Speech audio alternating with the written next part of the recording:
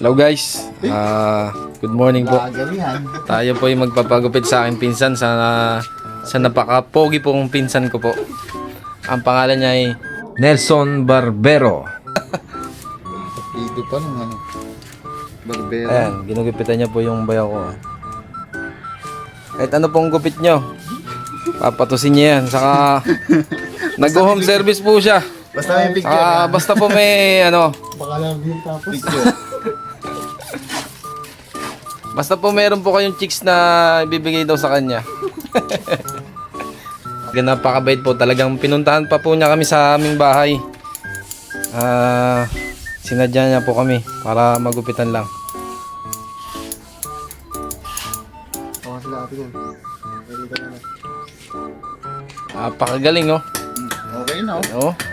Ang bira. Kaya parang Ang ganda ng gupit ng bayaw ko. Oh. Layer ang pinapagupit ng bayaw ko. Ako naman ay magpapakalbo ako. Joke lang. Oh, ang galing.